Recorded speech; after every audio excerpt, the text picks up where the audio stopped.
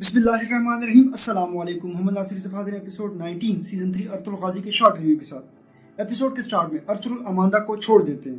हलीमा उसको कबीले से बाहर लेके जा रही होती है कि उसे कहती है कि मैं आपसे माफ़ी चाहती हूँ कि मैंने आपके ऊपर शक किया। अर्तुल फौरन काया और 3 सिपाहियों को कहते हैं कि आप इसके पीछे जाएं और देखें किससे जाके मिलती है।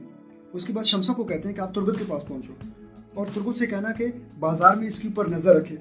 वो जैसी कबीले से बाहर निकलती है और कुछ सिपाहियों के साथ सिमन का महल गिराने के लिए आ रहे होते हैं। वो फौरन औराल की तरफ भागती है। औराल परेशानियों से पूछती है कि तुम वहाँ से कैसे भाग के आई।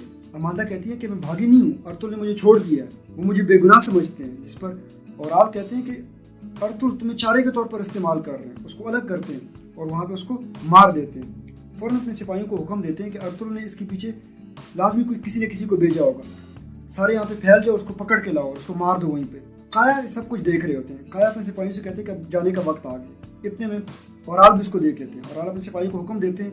वहाँ पे लड़ाई शुरू हो जाती है। उनमें काया के सब सिपाही मारे जाते हैं। काया बड़ी बहादुरी से उनका मुकाबला करता है, लेकिन वो बहुत ज़्यादा होते हैं। काया को जख्मी कर देते हैं। वो समझते हैं कि काया को हमने मार दिया, लेकिन काया जख्मी होते हैं और औराल के पास पहुँच जाते हैं। औराल कहते हैं कि बहुत अच्छा किया और अब हम आगे जाएंगे। काया गिरते पड़ते अपने घोड़े पर बैठकर कबीले की तरफ रवाना हो जाता है। सिमन अपने महल में खुशियां मना रहे होते हैं और बड़े खुशगवार मूड में खाना खा रहे होते हैं और कहते हैं कि अब दोनों कबीले आपस में लड़ेंगे। इतने में पैतरस खाना खा के वहाँ से बाहर निकलता है। तुर्गत के पास शमसा पहुँच जाते हैं। उसे कहते हैं कि अमांदा को अर्तुल ने छोड़ दिया और अर्तुल ने हुक्म दिया कि आप इस पर नज़र रखेंगे। ये सारी बातें पैतरस सुन लेता है। पैतरस फौरन वापस सिमन के पास जाता है। सिमन को बताते हैं। सिमन गुस्से में आ जाते हैं और कहते हैं कि तुर्गत जासूस है और यहाँ पे जासूसी कर रहा था। मारिया भी गुस्से में जो हाथ उसको सिमन ने पहनाया होता है वहाँ पे फेंक देती है। फिलिप कहता है कि आप मुझे हुक्म दें, मैं इसका सर कलम कर देता हूँ।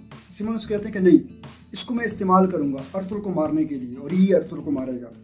जानदार अलियार से कहते हैं कि मैं असलहान की शादी काय कबीले में करवाना चाहता हूँ। अलियार उसे कहते हैं कि आप दुंदार से करवाना चाहते हैं। कहते हैं कि नहीं, मैं अर्तुल से करवाना चाहता हूँ क्योंकि दुंदार को सरदार बनने में बहुत टाइम लगेगा और पूरा कबीला अर्तुल का है। वो कहते हैं कि मैं अब असलहान से इस बारे में बात करूँगा। रात के वक्त अर्तुल आरतों के साथ खैमे में बैठे होते हैं कि अब्दुर्रहमान परेशानी की हालत में आते हैं। इतने में पीछे से सिपाही काया को भी ले आते हैं, जिसको देखकर अर्तुल फूट फूट कर रोते हैं और उसे पूछते हैं कि किसने आपका हवाले किया। लेकिन वो जैसी अर्तुल की गोद में अपना सर रखते हैं वहीं पे कलमा पढ़ते हैं और शहीद हो जाते हैं और किसी का नाम बता नहीं पाते। औराल महल में पहुंच जाते हैं और वहाँ पर सिपाहियों को मारना शुरू कर देते हैं। बातूहान को मरकजी दीवारे पर खड़ा कर देते हैं कि किसी को अपने अंदर आने नहीं देगा। उसके बाद सिमन के साथ उसका आमना सामना हो जाता है। सिमन को कहते हैं कि आप मुझे पंसाना चाहते हैं अमांदा को उनको देखकर। सिमन उसे पूछते हैं कि कैसे मैं आपको पंसाना चाह रहा था। खैर दोनों में बड़ी बहस होती है वहाँ पे और दोनों तलवारें आपस में निकाल लेते हैं। इतने में वहाँ पे अमीर सादतदीन आ जाते हैं। उनको देख के कहते हैं कि दोनों एक दूसरे के खून के जो प्यासे थे मैंने उनमें खलल तो नहीं डाली, यहाँ पे तुम लोग आपस में लड़ते रहो। उधर सुल्तान अर्तुगरुल को इन जमीनों की हुक्मरानी दे रहा है और आप तुम हुक्मरानी के बारे में सोच रहे हो और अब यहाँ पे अपनी हरकतें देख लो।